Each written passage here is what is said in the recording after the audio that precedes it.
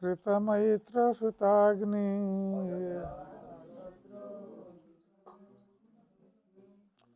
अजातशत्रु कृतमैत्रश्रुताग्नि विपन्नत्वातिलघभूमिरुक्मैः गृहं प्रविष्ट गुरुवन्दनाय न चापश्यति पितरौ सौबलिं च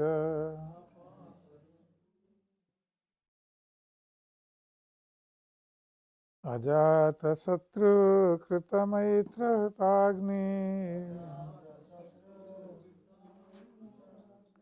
विपन्नत्वातिलघभूमिरुक्मैः गृहं प्रविष्ट गुरुवन्दनाय न चापश्यति पितरौ सौबलिं च अजातशत्रु कृतमैत्रहृताग्नि विपन्नत्वातिलघभूमिरुक्मैः गृहं प्रविष्ट गुरुवन्दनाय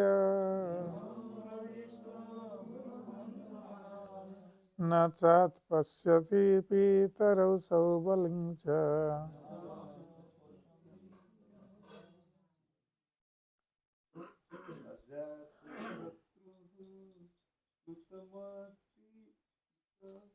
मैत्रहृताग्नि अजातशत्रु कृतमैत्रहृताग्नि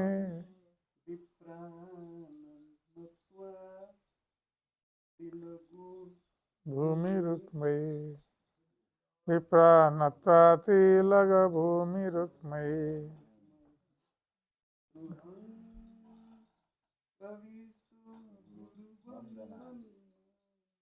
गृहं प्रविष्ट गुरुवन्दनाय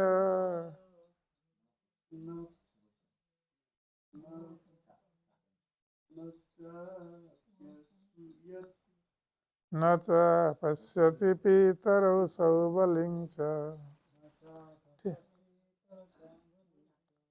ठीक है, माता जी लोग कोई पढ़ सकता है? नहीं, ओके, ठीक है। इस श्लोक का हम अनुवाद और तात्पर्य पढ़ते हैं, उसके बाद फिर समझाएंगे। अजात शत्रु महाराज युधिष्ठिर ने वंदना करके सूर्यदेव को अग्नि यज्ञ अर्पित करके तथा ब्राह्मणों को नमस्कार करके एवं उन्हें अन्न, गाय, भूमि तथा स्वर्ण अर्पित करके अपने नैतिक प्रातःकालीन कर्म किए। तत्पश्चात वे गुरुजनों का अभिवादन करने के लिए राजमहल में प्रविष्ट हुए, किंतु उन्हें न तो उनके ताऊ मिले, न ही राजा सुबल की पुत्री गांधारी अर्थात ताई मिली। तात्पर्य: महाराज युधिष्ठिर अत्यंत पवित्र राजा थे, क्योंकि ये स्वयं गृहस्थ के सारे नैतिक कर्म किया करते थे। गृहस्थों को प्रातःकाल जल्दी जगना होता है और स्नान करने के बाद उन्हें प्रार्थना से, अग्नि में आहुति से ब्राह्मणों को भूमि, गौवें, अन्न, सोना इत्यादि का दान देकर तथा गुरुजनों को सादर नमस्कार करके अर्चा विग्रह को अभिवादन करना होता है। जो व्यक्ति शास्त्रों द्वारा नियत आदेशों का पालन करने को तैयार नहीं होते, ये केवल किताबी ज्ञान से उत्तम व्यक्ति नहीं बन सकते। आधुनिक गृहस्थों को विभिन्न प्रकार की जीवन शैलियों की आदत हो गई है, जैसे कि देर से जगना और फिर बिना किसी प्रकार की ऊपरी वर्णित शुद्धि के बिस्तर में लेटे लेटे चाय पीना। घर के बच्चे अपने माता पिता को जो कुछ करते देखते हैं उसी का अभ्यास करते हैं। अतएव सारी की सारी पीढ़ी का नरक की ओर पतन होता है। जब तक वे साधु की संगति नहीं करते तब तक उनसे किसी अच्छाई की आशा नहीं की जा सकती। भौतिकतावादी मनुष्य धृतराष्ट्र की भांति विदुर जैसे साधु से शिक्षा ग्रहण कर सकता है और इस प्रकार आधुनिक जीवन के दुष्प्रभावों से शुद्ध हो सकता है। लेकिन महाराज युधिष्ठिर को राजमहल में राजा सुबल की पुत्री गांधारी समेत उनके चाचा ताऊ धृतराष्ट्र तथा विदुर नहीं मिले। ये उन्हें मिलने को आतुर थे। अतएव उन्होंने धृतराष्ट्र के निजी सचिव संजय से पूछा। ओम अज्ञानतिमिरन्धस्य ज्ञानाञ्जनशलाकया चक्षुरुन्मिलितं येन तस्मै श्रीगुरवे नमः। श्रीचैतन्यमनोभीष्टं स्थापितं येन भूतले स्वयं रूप कदा मह्यं ददाति स्वपदान्तिकम्।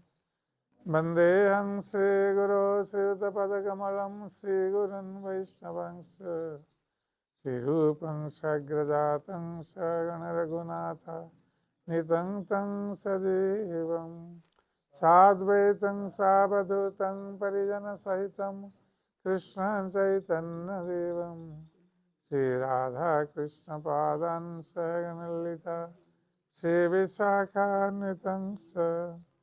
हे कृष्ण करुणा सिंधु दीनबंधो जगत्पते गोपेश गोपिका कांत राधा कांत नमस्तुते। तप्त कांचन गौरांगी राधे वृंदावनेश्वरी विश्वानुसुते देवी प्रणमामि हरिप्रिये।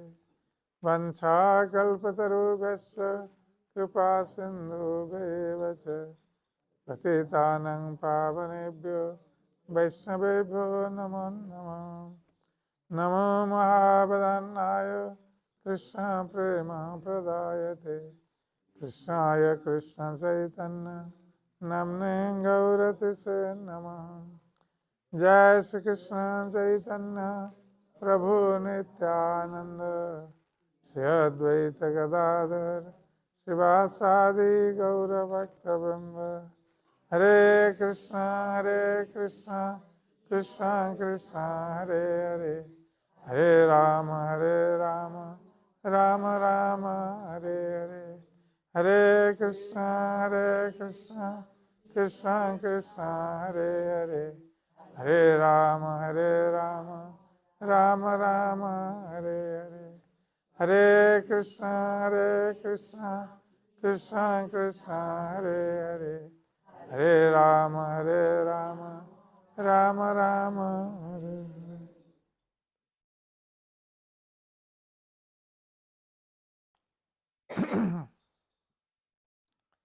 अजात शत्रु कृत मैत्र हुताग्ने विरपान नत्वा तिलक भूमि रुक्मये गृहं प्रविष्ट गुरुवंदनाय न च अपश्यति पितरौ सौलिंच।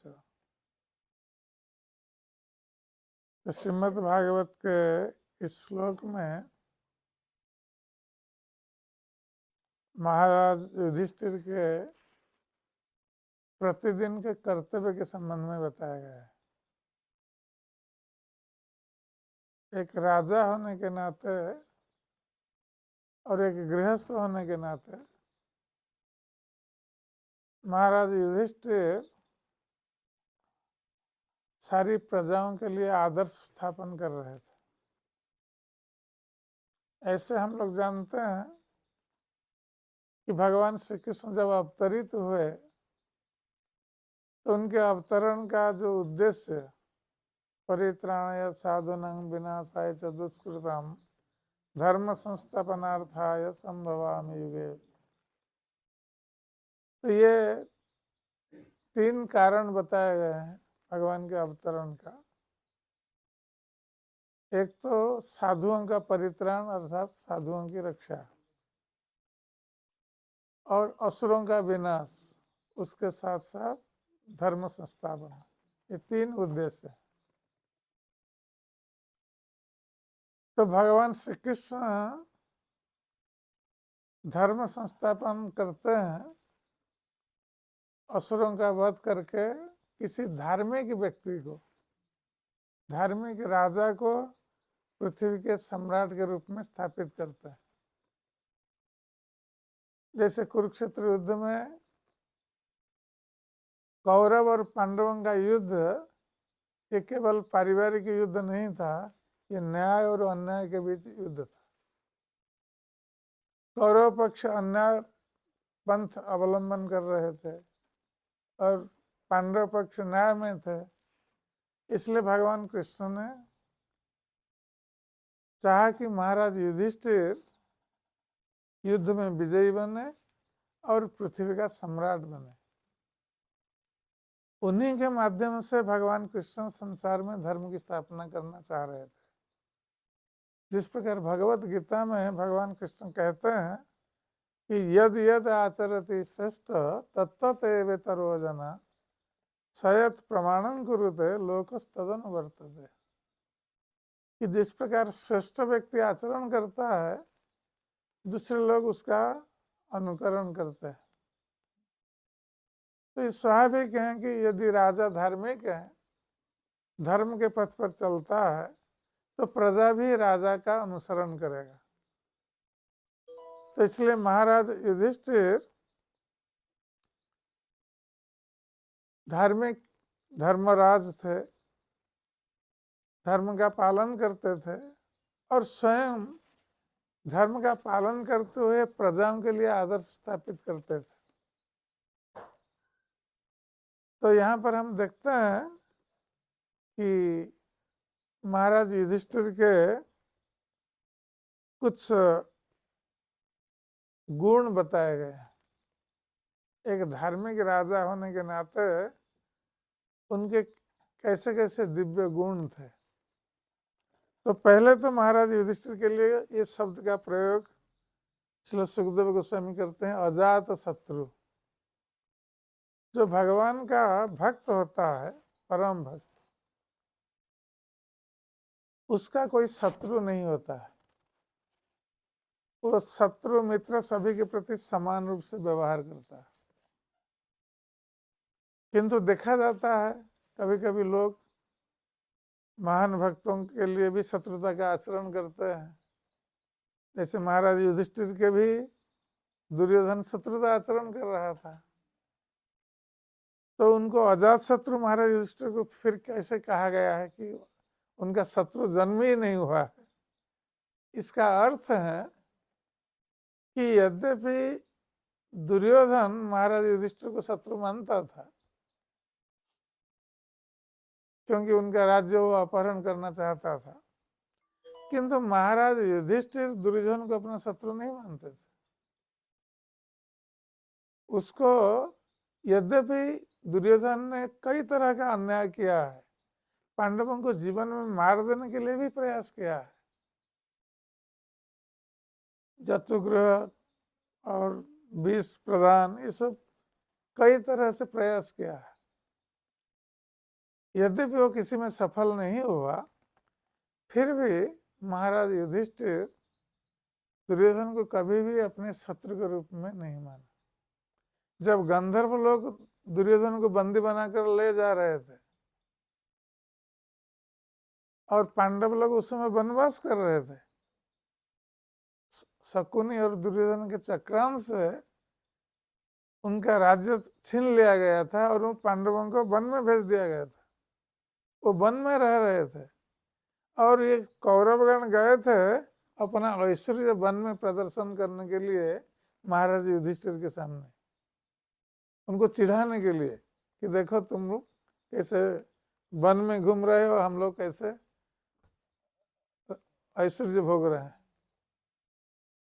किंतु उसी स्थिति में गंधर्व के साथ दुर्योधन का युद्ध हुआ और गंधर्व लोग दुर्योधन को बंदी बनाकर ले जा रहे थे। तो जब युधिष्ठिर महाराज को इस संवाद मिला तो तुरंत युधिष्ठिर महाराज ने अर्जुन को आदेश दिया दुर्योधन को बचाने के लिए। तो पांडव भ्रातागण कहने लगे महाराज युधिष्ठिर को, दूसरे भ्रातागण, कि वो तो हमारा शत्रु है, हमारे साथ शत्रुता का आचरण करता है, तो ये अच्छा हुआ कि वो गंधर्व उसको ले जा रहे हैं बंदी बना करके, हमें तो प्रसन्न होना चाहिए। किंतु महाराज युधिष्ठिर ने ऐसा नहीं सोचा। उसने कहा कि दुर्योधन हमारे प्रति शत्रुता का आचरण कर सकता है, किंतु फिर भी वो हमारा भ्राता है, और कोई बाहरी व्यक्ति हमारे भ्राता को अपने सामने बंदी बनाकर ले रहा है तो हम कैसे सहन कर सकते। तो ये युधिष्ठिर महाराज का भाव। तो उन्होंने दुर्योधन को बचाया, गंधर्व लोग जो बंदी बनाकर ले जा रहे थे मुक्त किया उनको अर्जुन को भेज करके। तो इसलिए कहा है कि वो अजात शत्रु है। युधिष्ठिर महाराज किसी को अपना शत्रु नहीं मानते थे। अजात शत्रु कृत मैत्र हुताग्नि। और ये युधिष्ठिर महाराज, उनकी दिनचर्या, प्रतिदिन की दिनचर्या क्या थी, क्योंकि वो गृहस्थ थे, राजा थे, और वो जैसा करेंगे दूसरे लोग उनका अनुसरण करेंगे स्वाभाविक रूप से, और वैसे भी भक्त थे भगवान कृष्ण के। इसलिए युधिष्ठिर महाराज प्रातः काल उठ जाते थे ब्राह्म मुहूर्त में। ब्राह्म मुहूर्त 3 से सुबह 3 बजे से शुरू हो जाता है। तो महाराज युधिष्ठिर ब्राह्म मुहूर्त में उठ जाते थे। और यहाँ तक कि भगवान श्री कृष्ण भी जब द्वारका में थे, और वो स्वयं भगवान है, उनको सुबह उठ करके भगवान का ध्यान करने की आवश्यकता नहीं है, किंतु लोगों को शिक्षा देने के लिए भगवान कृष्ण स्वयं ब्राह्म मुहूर्त में उठकर वो भगवान का ध्यान करते थे, मतलब अपना ध्यान करते थे, और स्वयं भगवान है, किंतु लोग शिक्षा के लिए ऐसा करते थे। तो युधिष्ठिर महाराज भी वही कर रहे थे। तो उन्होंने ब्राह्म मुहूर्त में उठकर स्नान करने के उपरांत तुरंत स्नान करते, ब्राह्म मुहूर्त में उठना और तुरंत स्नान करना, उसके बाद भगवान की पूजा करना। ये ब्राह्म मुहूर्त में ये बहुत फलप्रद है, भगवान की पूजा और भगवान का ध्यान करना उस समय। तो युधिष्ठिर महाराज ऐसा करते थे, और उसके साथ साथ क्या करते थे, गृहस्थ के कर्तव्य के नाते वो अग्निहोत्र यज्ञ करते थे। ये प्राचीन काल में ये व्यवस्था थी, हर गृहस्थ को अग्निहोत्र यज्ञ करना। उसके साथ साथ हुताग्नि और विप्रान नत्व, और उसके पश्चात जब यज्ञ अग्नि में आहुति देते थे, देवताओं को, पितरों की आहुति, ये सब देते थे। क्योंकि गृहस्थ लोग जो गृहस्थ जीवन में कई तरह के पाप कार्य करते हैं, उससे बचने के लिए ये अग्निहोत्र यज्ञ का विधान है। इसलिए पूर्व काल में लोग करते थे, और महाराज युधिष्ठिर भी करते थे। उसके पश्चात ब्राह्मण को प्रणाम करते थे। पहले भगवान को प्रणाम, सारे देवताओं को प्रणाम, इसके बाद ब्राह्मणों को प्रणाम करते थे। और ब्राह्मण केवल प्रणाम नहीं करते थे, उनको दान भी देते थे। क्या देते थे? तिल, गो, भूमि, रुक्मई, उनको अन्न देते थे ब्राह्मण को, चावल या धान जो कुछ भी है। उसके बाद गोदान करते थे, भूमि दान करते थे और सोना दान करते थे ब्राह्मणों को। गृहं प्रविष्ट गुरुवंदनाय, ये सब करने के बाद घर में जो गुरुजन स्थानीय लोग हैं उनको प्रणाम करना है प्रतिदिन प्रातःकाल। पहले भगवान को प्रणाम करना, भगवान की पूजा करना, देवताओं को प्रणाम करना, और उसके साथ साथ ब्राह्मणों को प्रणाम करके उनको दान देना है। उसके बाद घर में जो गुरुजन स्थानीय लोग हैं उनको जाकर प्रणाम करना। तो युधिष्ठिर महाराज गृहं प्रविष्ट गुरुवंदनाय, तो वो घर में प्रविष्ट हुए गुरुजनों को प्रणाम करने के लिए। तो उस समय युधिष्ठिर महाराज के महल में उनके गुरुजन कौन थे? कुरुक्षेत्र युद्ध समाप्त हो चुका था, धृतराष्ट्र और गांधारी के सारे पुत्र मारे गए थे, इसलिए धृतराष्ट्र और गांधारी युधिष्ठिर महाराज के भवन में रह रहे थे, उनके महल में। और उस समय विदुर जी भी आए हुए थे,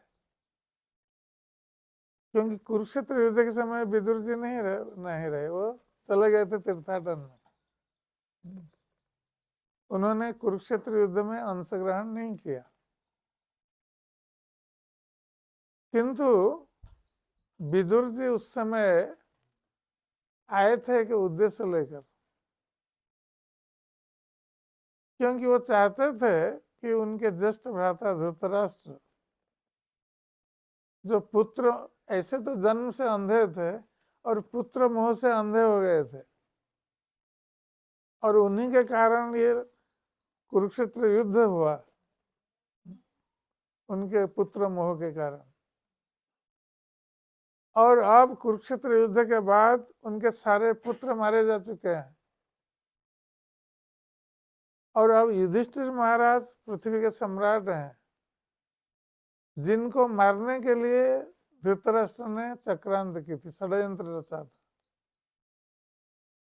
जतुगृह जो बनाया था, तो उसमें वो अंशीदार थे, क्योंकि धृतराष्ट्र जानते थे इस बात को। और जिनको मारने के लिए उन्होंने षड्यंत्र रचा था, अब उन्हीं के घर पर रह रहे हैं, पति पत्नी दोनों। तो ये एक लज्जाजनक स्थिति थी धृतराष्ट्र के लिए, और विदुर जी इस बात को जानते थे, क्योंकि धृतराष्ट्र उनके ज्येष्ठ भ्राता थे, इसलिए उनके प्रति उनका स्नेह था, और हर स्थिति में, हर परिस्थिति में विदुर जी ने धृतराष्ट्र को सत उपदेश प्रदान किया, किंतु धृतराष्ट्र ने उनके उपदेशों को ग्रहण नहीं किया। अब विदुर जी जब तीर्थाटन कर रहे हैं और बाहर भ्रमण कर रहे थे, वो आए हैं इसी उद्देश्य से कि अपने भ्राता धृतराष्ट्र को इस नरक से रक्षा करना है, संसार रूपी नरक से उनकी रक्षा करना, इसलिए वो आए हुए हैं। और आकर युधिष्ठिर महाराज के भवन में रुके हुए हैं, जहां धृतराष्ट्र और गांधारी रुके हुए थे। और धृतराष्ट्र को उपदेश देकर विदुर जी ने उनकी जो आसक्ति थी राज सुख, राज ऐश्वर्य के प्रति, क्योंकि प्राचीन काल में जो राजा महाराज लोग तो राजर्षि होते थे, राजा होते हुए भी ऋषि के समान आचरण करते थे, इसलिए कुछ समय तक वो राज्य शासन करते थे। जब उनका वानप्रस्थ अवस्था 50 साल के ऊपर हो जाती थी, तो अपने पुत्र को राजगद्दी देकर वो वन में चले जाते थे राजा लोग, और वन में जाकर क्या करते थे? तपस्या करते थे भगवान को प्राप्त होने के लिए। इसलिए वो अपने मनुष्य जन्म को सार्थक करते थे, वो राज ऐश्वर्य के प्रति आसक्त नहीं होते थे। कोई राजा इतने ऐश्वर्य में रहेगा और तुरंत उसको अचानक छोड़ करके वन में चला जाएगा जहाँ कोई सुख सुविधा नहीं। तो भगवान को प्राप्त करने के लिए राजर्षि लोग ऐसा करते थे, किंतु धृतराष्ट्र इसके व्यतिक्रम थे। इन्होंने ऐसा नहीं किया। जब सारे पुत्र मारे गए तो उनको छोड़ करके चले जाना चाहिए था वन में, किंतु उन्होंने ऐसा नहीं किया और आज ऐश्वर्य के प्रति आसक्त थे, इसलिए वो रह रहे थे युधिष्ठिर महाराज के भवन में। तो विदुर जी आए थे उनको इससे उद्धार करने के लिए कि लज्जाजनक स्थिति होते हुए भी वो रह रहे हैं उन्हीं के साथ। इसलिए विदुर जी आकर धृतराष्ट्र को सत्य उपदेश दिया, उनकी आसक्ति को मिटाने के लिए, तोड़ने के लिए। और यहाँ तक कि विदुर जी ने धृतराष्ट्र की भर्त्सना भी की कि आप जिनको शत्रु मानकर उनको मारने के लिए षड्यंत्र रचे थे, आप अभी उन्हीं के घर पर एक पालतू कुत्ते की तरह रह रहे हैं और भीम पहले खाता है और बाद में जो कुछ बचता है आपको ला के देता है, आप उसी को खा के रह रहे हैं। और विदुर जानबूझकर ऐसी बात बोल रहे थे, क्योंकि व्यक्ति की आसक्ति इतनी तीव्र होती है परिवार के प्रति कि जब तक उस आसक्ति को काटने की आवश्यकता होती है। और उसको कैसे काटा जा सकेगा? भर्त्सना से। और ये कौन कर सकता है? कोई अपने परिवार का व्यक्ति भर्त्सना नहीं कर सकता, कोई साधु ही कर सकता है।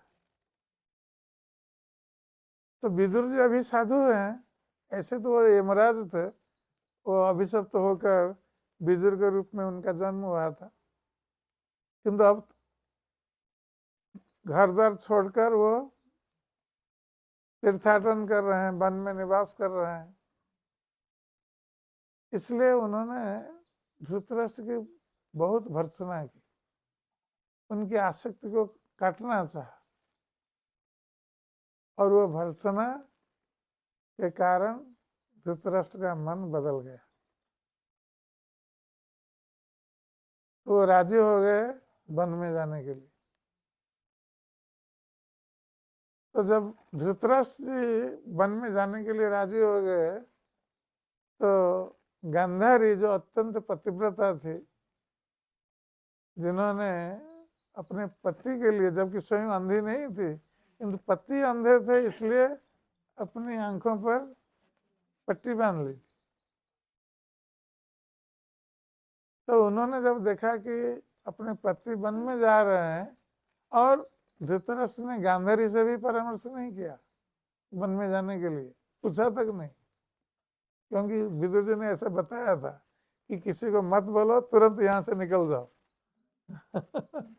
तो इसलिए उन्होंने अपनी पत्नी से भी कुछ नहीं कहा, किंतु गांधारी जी को पता चल गया कि अपने पति जा रहे हैं वन में गृह त्याग करके,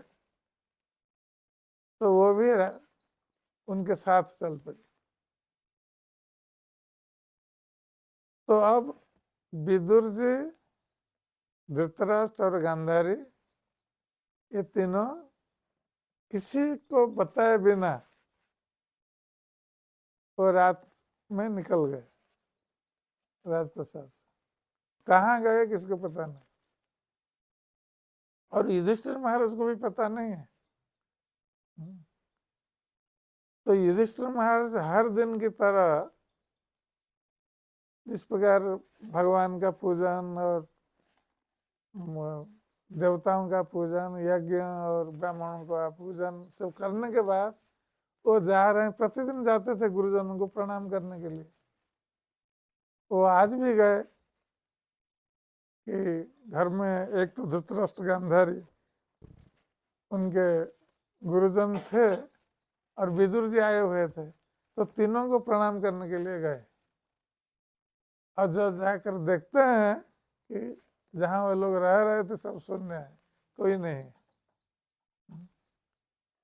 इसलिए गृहं प्रविष्ट गुरुवंदनाय, जब युधिष्ठिर महाराज घर में प्रविष्ट हुए गुरुजनों की वंदना करने के लिए, न च अपश्यति पितरौ सौबलिं, तो उन्होंने अपने पितृव्य धृतराष्ट्र और विदुर जी, उनके पिता के इस भ्राता, दोनों भ्राता हैं इसलिए पितृव्य हैं, और सौबली अर्थात सुबल राजा की पुत्री गांधारी,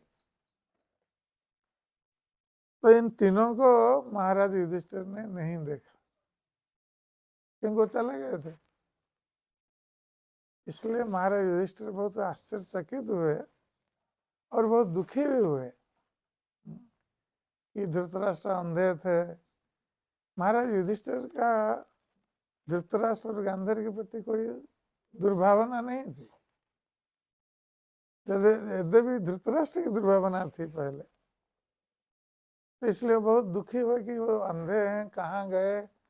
हो सकता है कि इन दोनों ने, धृतराष्ट्र और गांधारी ने, दोनों ने अपने पुत्र को खोया है, सारे पुत्रों को खो दिया है, इसलिए दुखी होकर हो सकता है कि गंगा में वो डूब गए होंगे, आत्महत्या कर दी होगी। महाराज युधिष्ठिर इस प्रकार सोच रहे थे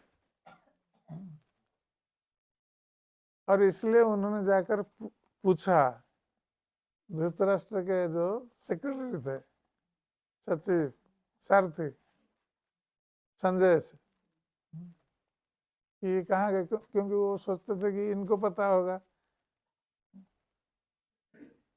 तो प्रभुपाद जी यहाँ तात्पर्य में इसलिए कह रहे हैं कि महाराज युधिष्ठिर जैसे आदर्श सम्राट अपने गृहस्थ जीवन में जो आदर्श स्थापित कर रहे हैं, तो उसका अनुसरण सभी गृहस्थों को करना चाहिए। कि प्रातः काल, आजकल देखते हैं कि सब गृहस्थ लोग क्या करते हैं, 12-1 बजे से पहले कोई सोता नहीं सब जगते रहते हैं रात 12-1 बजे तक। तो 12-1 बजे कोई सोने जाएगा तो निश्चित रूप से वो 7-8-9 बजे उठेगा, स्वाभाविक है। और उठने के बाद क्या करते हैं कि भगवान का ध्यान क्या करेंगे, भगवान वो चाय मंगाते बेड टी सोते सोते दांत सफाई नहीं किए, मुंह धोया नहीं है, पहले चाय। तो ये जो संस्कृति चल पड़ी है, ये वास्तविक वैदिक संस्कृति नहीं है। हम लोग ये पाश्चात्य संस्कृति का अनुकरण कर रहे हैं। पाश्चात्य देश के लोग म्लेच्छ कहे जाते हैं क्योंकि उनको कोई ज्ञान नहीं है भगवान के संबंध में, वेदों के संबंध में, संस्कार के संबंध में और साफ सफाई के संबंध में कोई ज्ञान नहीं है, इसलिए उनको म्लेच्छ कहा गया है। और हम लोग उन म्लेच्छों की संस्कृति को अनुकरण करके हम अपने को सभ्य मान रहे हैं। तो म्लेच्छ लोग जो कह रहे हैं ये टॉयलेट जाकर स्नान भी नहीं करते हैं, हम उनकी संस्कृति का अनुकरण कर रहे हैं और अपने को सभ्य मान रहे हैं। उनकी वेशभूषा पहन रहे हैं, उनका खाना पीना अपना रहे हैं। तो ये भारत का दुर्भाग्य है कि हमारी जो वैदिक संस्कृति है इतना उन्नत है, हमारे जो पूर्वज हैं इतने उन्नत थे,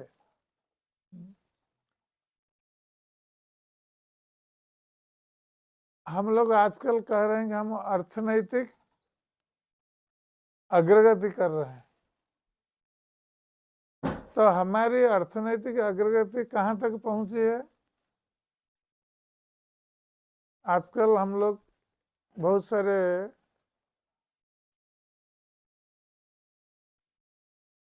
शिल्पोद्योग खोल रखा है अर्थनैतिक अग्रगति के लिए।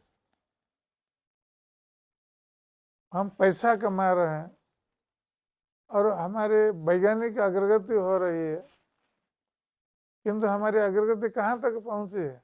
अभी पेपर प्लेट तक।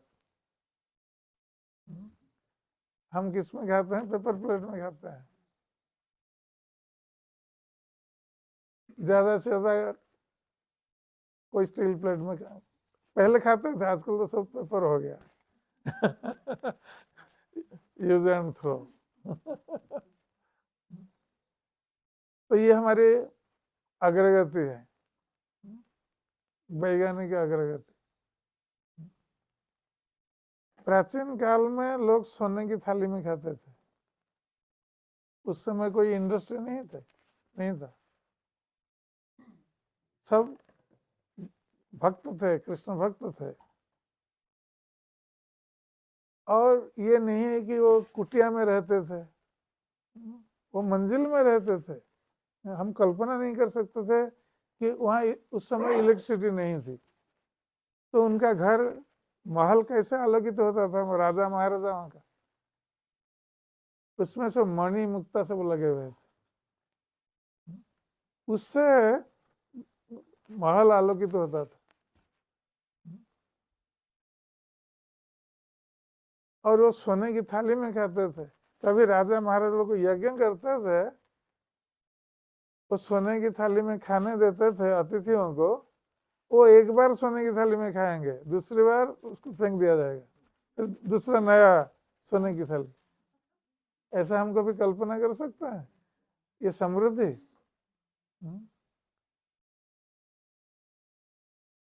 तो आजकल तो ऐसा भी होता है कि हम पेपर प्लेट फेंकने में भी हमें कष्ट होता है, हम रखते हैं इसको रख ले और मिलेगा नहीं मिलेगा।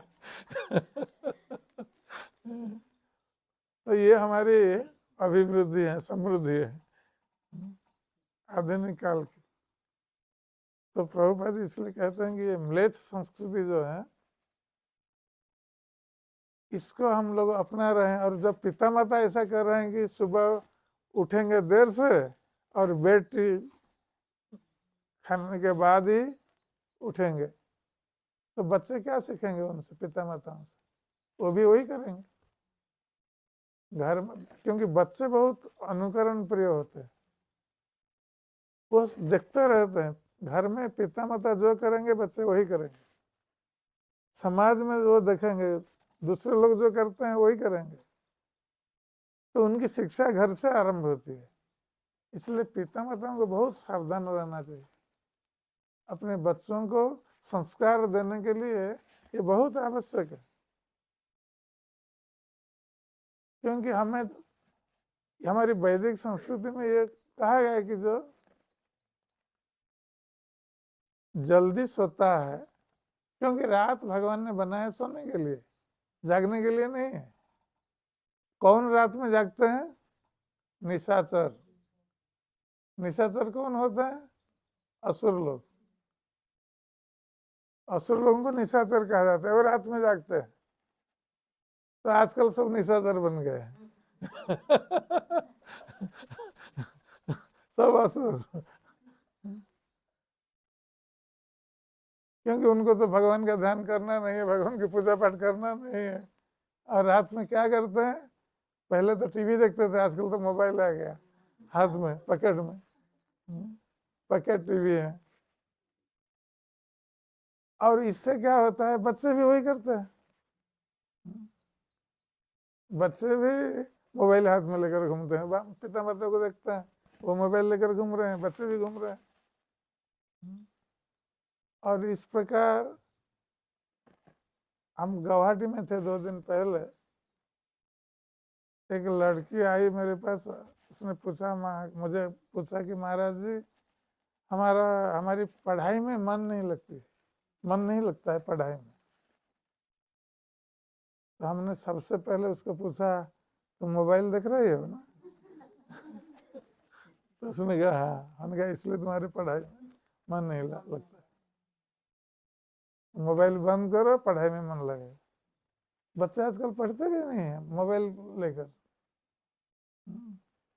इसलिए हम लोगों को बहुत सतर्क रहना है, कैसे अपने बच्चों को बचाना है। इसलिए हमें बच्चों के लिए आदर्श बनना है। वो समाज में उनको कोई आदर्श नहीं मिलेगा आजकल। इसलिए हम घर में बच्चों के लिए संस्कार की सृष्टि करना ये बहुत आवश्यक है। बच्चों को ये शिक्षा देना कि बच्चे सुबह जल्दी उठें, जल्दी सोएं और जल्दी उठें। तो पिता माता जब सोएंगे तब बच्चे सोएंगे। आजकल हमारे सब गृहस्थ शिष्य हैं, हम पूछते हैं उनको कि आप लोग क्यों जल्दी नहीं सोते हैं? ना, हमारा बच्चा पढ़ता है, वो जब तक सोता नहीं हम नहीं सो पाएंगे। तो इसलिए बच्चों के लिए ये भी पिता माता जागते रहते हैं। और प्राचीन काल में भी लोग पाठ पढ़ते थे, ये नहीं है कि सब मूर्ख थे। जल्दी सोते थे और ब्राह्म मुहूर्त में उठकर पढ़ाई करते थे।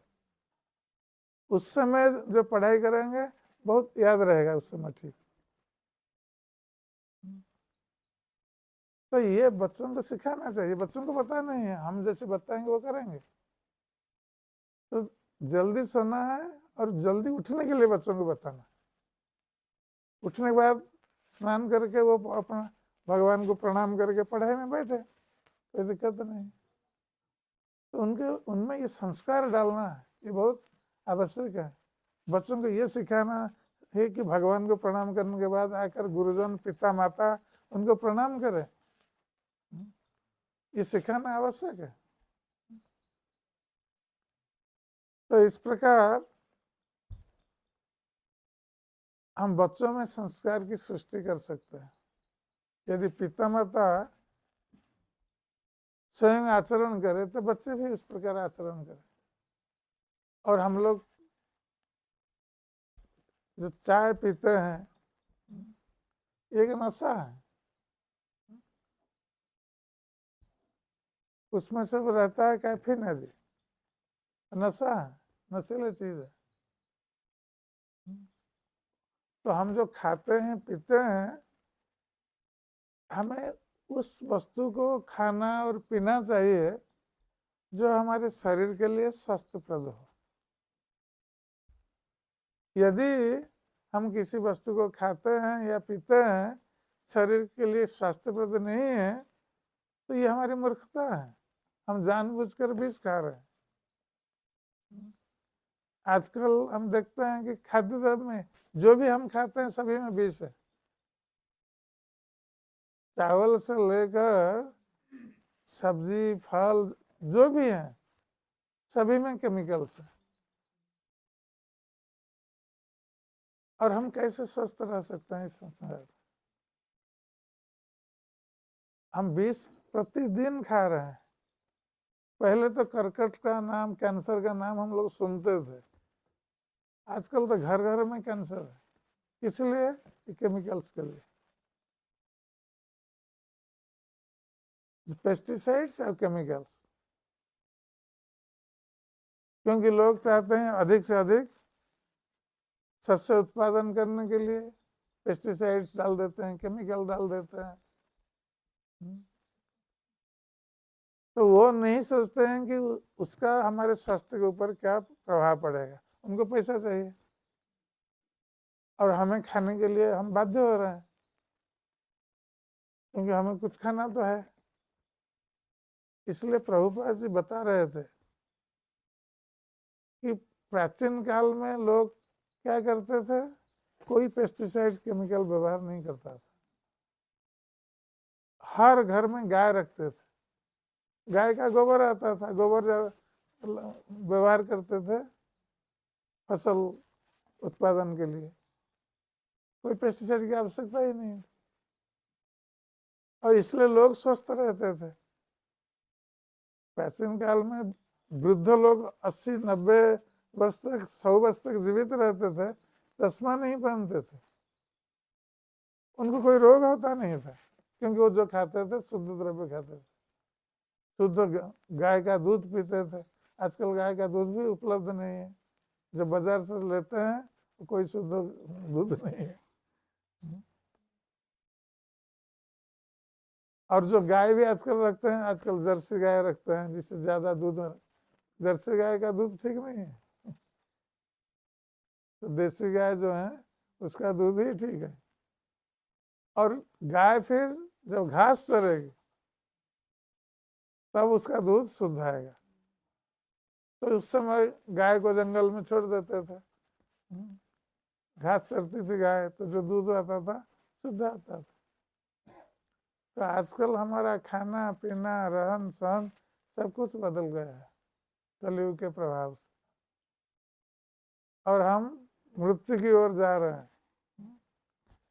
सभी को किसी न किसी प्रकार का रोग है। तो ये वर्तमान की स्थिति है। तो इससे बचने के लिए जितना संभव है हम घर में वो संस्कृति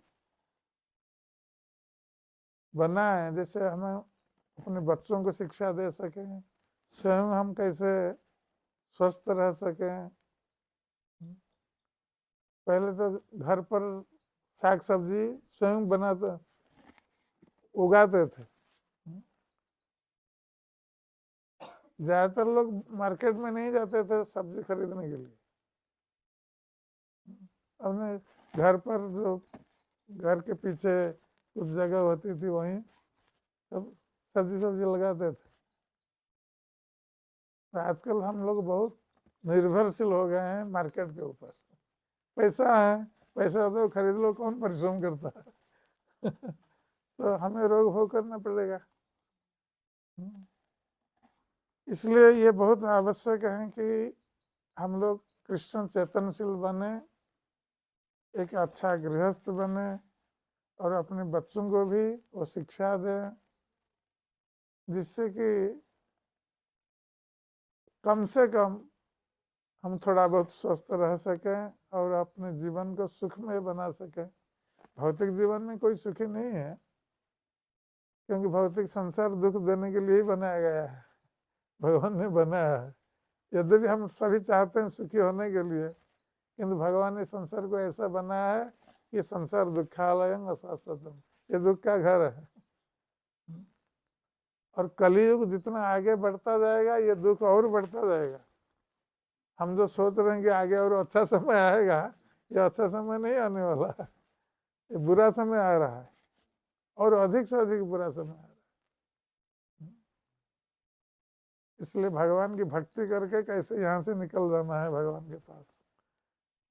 यहाँ बार बार जन्म लेने के लिए व्यवस्था नहीं करनी है। यदि इसी जन्म में हम भगवान कृष्ण के पास लौट करके नहीं जाते हैं, फिर हमें जन्म लेना पड़ेगा, और आगे जो समय आ रहा है उसका सामना हम लोगों को करना पड़ेगा, उसका कष्ट हम लोगों को भोग करना पड़ेगा। इसलिए प्रभुपाद जी कहा करते थे कि जल्दी तुम्हारा काम समाप्त करो और कृष्ण के पास जल्दी चले जाओ इसी जन्म में, और चांस मत लो। तो इसी जन्म में भक्ति करके, कृष्ण की भक्ति करके कैसे हम कृष्ण के पास जाएंगे उसकी व्यवस्था करें, ये बुद्धिमानी का काम है। और हम स्वयं करें, अपने बच्चों को भी इस मार्ग में लाएं, जैसे कि वो भी अपना मनुष्य जन्म को सार्थक कर सकते हैं। हरे कृष्ण। इसका कोई प्रश्न है?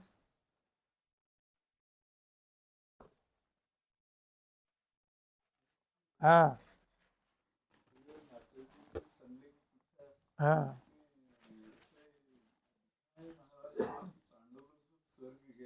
हाँ।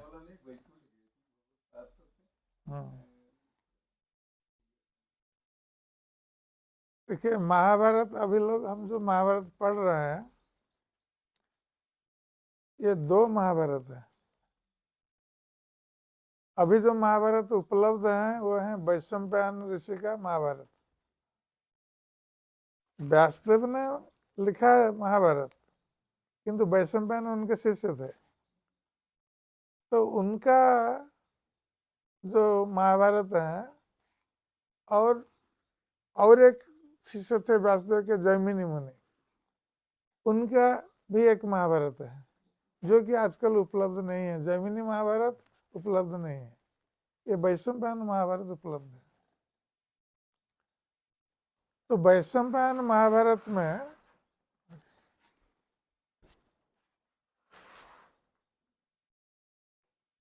क्योंकि हम लोग वैशंपायन महाभारत पढ़ते हैं, इसलिए उसमें लिखा गया है कि पांडव लोग अंत में स्वर्ग में गए। इसलिए लिखा गया है क्योंकि साधारणतः लोग जानते हैं कि श्रेष्ठ गति क्या है, स्वर्ग। किसी की भी मृत्यु होती है, हम क्या बोलते हैं, उसका स्वर्गवास हो गया है। हमें पता नहीं है उसका स्वर्गवास हुआ या नरकवास हुआ, हमें पता नहीं है। हम सभी के लिए बोलते हैं उसका स्वर्गवास हुआ। क्यों बोलते हैं? इसलिए बोलते हैं कि वो श्रेष्ठ गति को प्राप्त हुआ। स्वर्ग प्राप्त हुआ मतलब श्रेष्ठ गति को प्राप्त हुआ। तो लोगों के मन में ये धारणा है कि स्वर्ग ही श्रेष्ठ है, स्वर्ग को प्राप्त होना ही श्रेष्ठ गति है, उसके अतिरिक्त और कुछ नहीं है। क्योंकि लोगों की भगवान के संबंध में धारणा नहीं है, इसलिए लोग स्वर्ग को ही सबसे बड़ा मानते हैं। किंतु भगवत गीता में भगवान कृष्ण क्या कहते हैं कि जो लोग पुण्य के बल पर स्वर्ग में जाते हैं, क्योंकि पुण्य कर्म करने से कोई स्वर्ग जाएगा और वहां पर सुख भोग करेगा। इस धरती से जो सुख है उससे अधिक सुख स्वर्ग में। तो पुण्य कर्म करके कोई स्वर्ग में गया, जब वो सुख भोग लेगा, पुण्य कर्म का फल सुख भोग लेगा, पुण्य कर्म समाप्त हो जाएगा। उसके बाद क्या होगा? क्षीणे पुण्य मर्त्यलोकम विशंति। जब उसका पुण्य क्षीण हो जाएगा, समाप्त हो जाएगा, फिर आएगा मर्त्यलोक में। वहां रह नहीं सकता हर समय, स्वर्गलोक में रह नहीं सकता। इसलिए स्वर्ग गति श्रेष्ठ गति नहीं है। श्रेष्ठ गति कौन सी गति है? हाँ, कृष्ण गति। कृष्ण को प्राप्त होना, वैकुंठ भी आध्यात्मिक जगत है, चाहे वैकुंठ प्राप्त हो या कृष्ण लोक प्राप्त हो, वहां जो जाता है एक बार, वहां से फिर संसार में पुनर्जन्म नहीं होता। किंतु स्वर्ग में जाने पर आब्रह्म भुवन आलोका पुनरावर्ति नर्जन, कि ब्रह्मलोक में भी कोई जन्म ले फिर भी उसको आना पड़ेगा। ये चलता रहेगा, कभी नीचे कभी ऊपर जन्म लेता रहेगा 14 लोकों में। किंतु जब कोई कृष्ण की भक्ति करेगा, कोई भगवान का भक्त बनेगा और मृत्यु के समय भगवान का स्मरण करते हुए शरीर त्याग करेगा, तो भगवान के धाम में जाएगा, उसका फिर पुनर्जन्म नहीं होगा। तो हमें स्वर्ग जाने के लिए कभी प्रयास नहीं करना चाहिए, क्योंकि वहाँ अस्थाई पद है, वहाँ हर समय हम रह नहीं सकते। हमें वैकुंठ या कृष्णलोक जाने के लिए प्रयास करना चाहिए, जहाँ से फिर हमारा पुनर्जन्म संसार में नहीं होगा। क्योंकि संसार में आएगा तो फिर दुख भोग करेगा। तो क्योंकि लोग संसार में जानते हैं कि स्वर्ग की गति श्रेष्ठ गति है, इसलिए बताया गया कि पांडव लोग स्वर्ग में गए, श्रेष्ठ गति को प्राप्त हुए। किंतु जैमिनी महाभारत में है कि पांडव लोग भगवत धाम में गए, क्योंकि वो सब कृष्ण के भक्त थे। तो कृष्ण का भक्त कहाँ जाएगा? स्वर्ग में जाएगा? नहीं, भगवान के धाम में जाएगा, क्योंकि वो नित्य पार्षद है। तो ये जैमिनी महाभारत में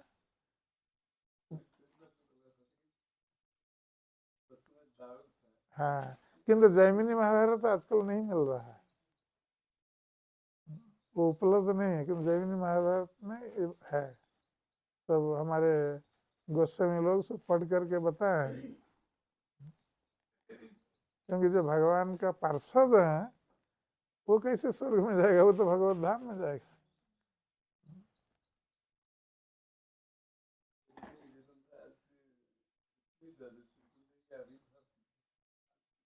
8-15 ହେଲାଣି, ଆଉ ବେଶୀ ସମୟ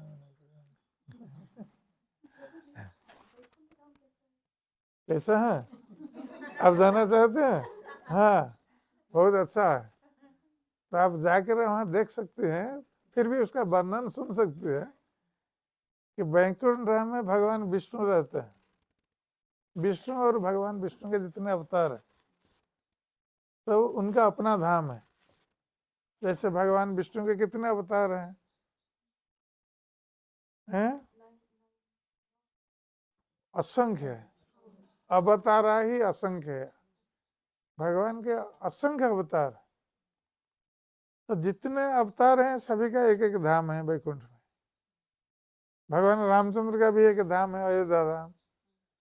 और जैसे बरा, नृसिंह, वामन, जितने भगवान हैं सभी के एक एक धाम है वैकुंठ में, सब वैकुंठ लोक में। और कृष्ण का धाम वैकुंठ लोक से थोड़ा ऊपर है। द्वारका के कृष्ण का धाम वैकुंठ के ऊपर द्वारका है, उसके बाद गोलोक वृंदावन, बीच में जगन्नाथपुरी भी है, द्वारका और गोलोक वृंदावन के बीच में। नहीं, लगभग समान नहीं है, वो पास में है किंतु द्वारका से भी ऊपर है। क्योंकि जगन्नाथ द्वारका में केवल ऐश्वर्य है और जगन्नाथपुरी में माधुर्य ऐश्वर्य दोनों मिला हुआ है, इसलिए उसके ऊपर है। और वृंदावन धाम, गोलोक वृंदावन धाम केवल माधुर्य धाम, जहाँ ब्रजनंदन कृष्ण निवास करते हैं।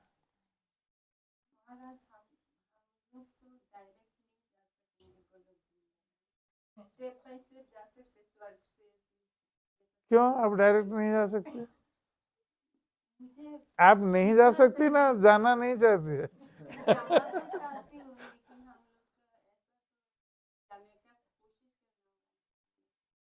यहाँ तो ये तो कैसे कहीं लिखा नहीं है कि आप डायरेक्ट नहीं जा सकती गोलोक वृंदावन। हाँ, क्या कुछ नहीं करना है?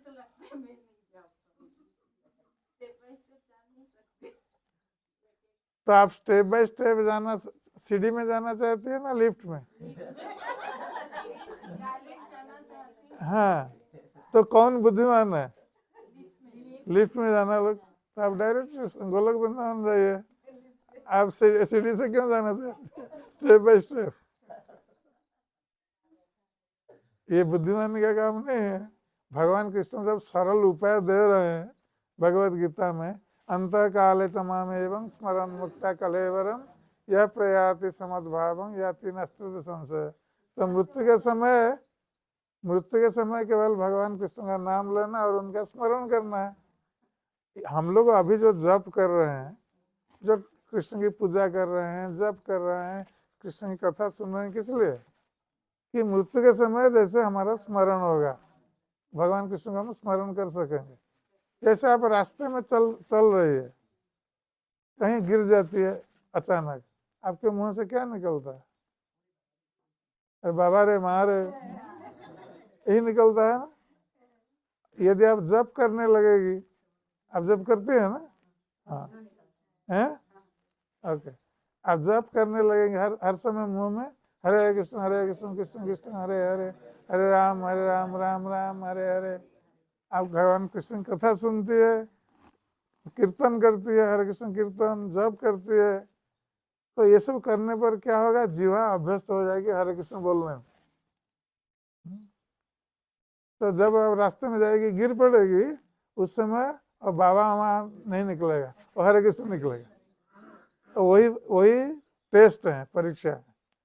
यदि हम अचानक गिर गए और मुख से निकला हरे कृष्ण, इसका अर्थ है कि मृत्यु कभी भी आए हमारे मुख से हरे कृष्ण निकलेगा और हम कृष्ण के धाम में जाएंगे डायरेक्ट लिफ्ट, सीढ़ी में जाने की आवश्यकता नहीं। क्या काम है वहाँ? यहाँ बहुत बढ़िया काम है। भगवान कृष्ण का दर्शन करेगी सीधा डायरेक्ट। अभी तो हम फोटो दर्शन करते हैं या मूर्ति दर्शन करते हैं। वहाँ मान लीजिए भगवान कृष्ण अभी अपने स्वरूप में आकर यहाँ खड़े हो जाए, हम लोगों को कैसा लगेगा? हैं?